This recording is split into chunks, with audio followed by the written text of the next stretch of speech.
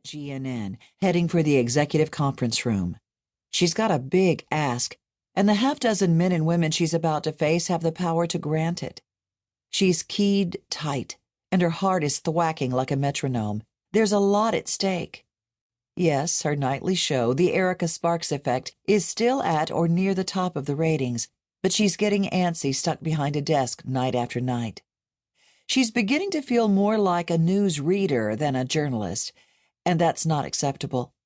She walks into the conference room, with its walls of windows looking out at Midtown Manhattan, the buzzing heart of the American news business.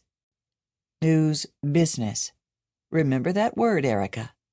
It's a word that Greg, her husband, drilled into her as he helped her with the pitch. They may not be working together at GNN anymore. Greg has started his own consultancy, which has led to some major friction in the marriage. But the man knows how the industry works inside out. "Good morning, Erica," Mort Silver, the head of GNN, says. He's sitting at the head of the table looking avuncular and self-important. On one side of him are the CFO and her top lieutenants. On the other, the COO and his. They're all poker-faced and expectant. "Good morning, Mort." Erica nods and smiles. It's a tight smile. She's anticipating some resistance to her proposal. She's girded. Charm, Erica, charm. You attract more flies with honey. "Good morning, everyone," she says, this time with a warm smile, a smile that has helped her win millions of loyal viewers.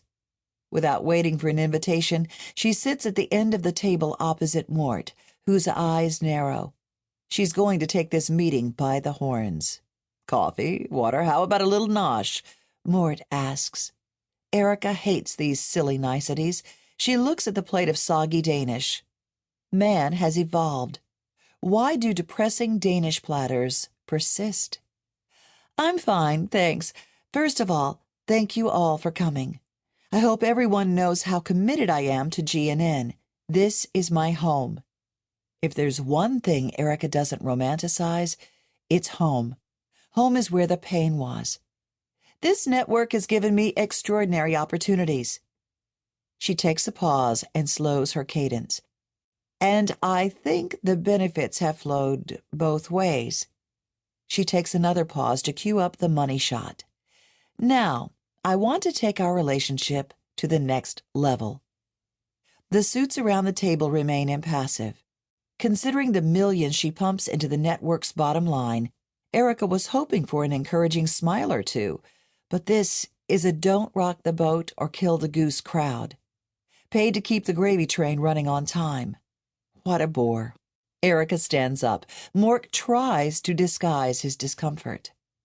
"Sorry, Mort, but go along to get along isn't my style these days. I feel very strongly that fearless, muckraking journalism is a linchpin of our democracy. It has been for our entire history. The Founding Fathers understood how crucial a free press is, and they wrote its protection into the Constitution. In the search for the truth, there can be no sacred cows. And I feel that all the news networks have been intimidated and defanged by political pressure, corporate pressure, ratings pressure." Erica turns and takes a few steps, letting the tension in the room build. Then she wheels around. "Look at the Iraq War. It was based on lies. Lies that the press, for the most part, accepted, cowed by the bullying and belligerence of the White House, and our nation is still paying a price for that acquiescence. This isn't theoretical or hypothetical." Erica can feel her emotions rising, anger and sadness. She is passionate about veterans.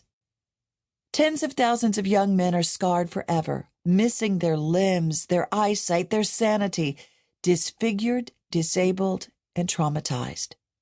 Their lives have been reduced to endless struggle. I remember one vet I interviewed when I was working at a local station up in New Hampshire. His name was Ryan Taylor. He was 19 years old. His family had no money, and he had enlisted so he'd be able to pay for college. He was sent over to Iraq, and one cold morning, an IED exploded beside his patrol.